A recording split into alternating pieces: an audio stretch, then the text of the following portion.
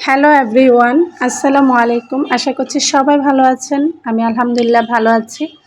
আজকে ব্লগ ভিডিওটা স্টার্ট করছি আমরা যেদিন বাইরে বের হয়েছিলাম সেখান থেকে। তোমাদের ভাইয়া সাপ্তাহিক ছুটির দিন আমাদেরকে চেষ্টা করে একটু বাইরে ঘুরতে নিয়ে যাওয়ার। আর এটা আমার বাড়ির কাছাকাছি ছিল। এই জায়গাটা ছিল তোমার শাহবাগ থেকে একটু সামনে এবং বাংলা মোটর থেকে মানে দুইটার মাঝামাঝি। প্যান প্যাসিফিক হোটেলের অপোজিট না সরি, মানে আমরা প্যান প্যাসিফিক হোটেলের সামনেই ছিলাম। আর এখানে আমরা সিগন্যালে বসেছিলাম। আর ওই দূর বিল্ডিংয়ের উপরে একটি আম গাছ ছিল, তাই আমি একটু ভিডিও করে নিলাম। আর এই যে দেখো প্যান প্যাসিফিক হোটেল।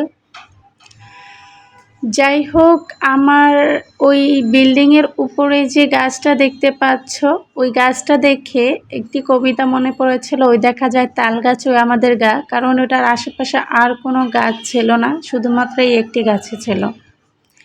দেখতে দেখতে আমরা কিন্তু সিগন্যালও ছেড়ে দিয়েছে, চলে এসেছে এবং বাড়ির কাছাকাছি এসে আমাদের বাড়ির সামনে একটি মসজিদ আছে এবং সাথে কবরস্থানও আছে, নূর মসজিদ। অনেকেই চিনে থাকবা।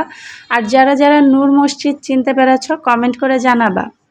আর কে কে মধুবাগের আছো তারাও কিন্তু কমেন্ট করে জানাতে পারো, কারণ আমার বাসাও মধুবাগ। যাই হোক, এইখানে গাছে পুরো দেখলাম অনেকগুলো পাখি এসে বসেছে। আর রাতের বেলা খাওয়া দাওয়া করে আমরা ঘুমিয়ে গেছিলাম। এটা তার পরের দিনের ভিডিও। আমি নাস্তা রেডি করছিলাম। তোমাদের ভাইয়া ইদানিং রুটি খেতেই চায় না, তার নাকি রুটি খেতে ভালো লাগে না। যেহেতু তার জন্য স্পেশালি রুটি বানানো হয়, সেহেতু এখন অনেক দিন হয়ে গেছে রুটি বানানো হয় না, খেতে চায় না, বানিয়ে কি করব বলো। তবে কাল সে আম এনেছিল অনেক দিন পরে। এই আমগুলো মোটামুটি ভালোই মিষ্টি ছিল। তো আমি সকালবেলা তোমাদের ভাইয়ার নাস্তার জন্য আম কেটে নিচ্ছি। সাথে আমি এখানে কি বলে এটাকে, ড্রাগন ফল নিয়ে নিয়েছি, মানে বড়লোকি ফল। এখন অবশ্যই এটা সবাই খায়, এখন গরিবরাও খায়, গরিবের ফল হয়ে গিয়েছে।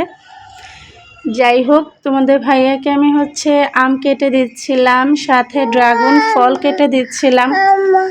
কারণ সে এমনিতেও কিছু রুটি টুটি খেতে চাচ্ছে না, আর বাহিরে সে তেমন একটা খাবার খায় না। এই তোমার সকালবেলা একটি রুটি খেয়ে গেলে সেই দুপুর ছাড়া আর কিচ্ছু খেতে চায় না। আমি তাকে বারবার বললেও সে খেতে চায় না, বলে তার বাহিরে খাবার পছন্দ না।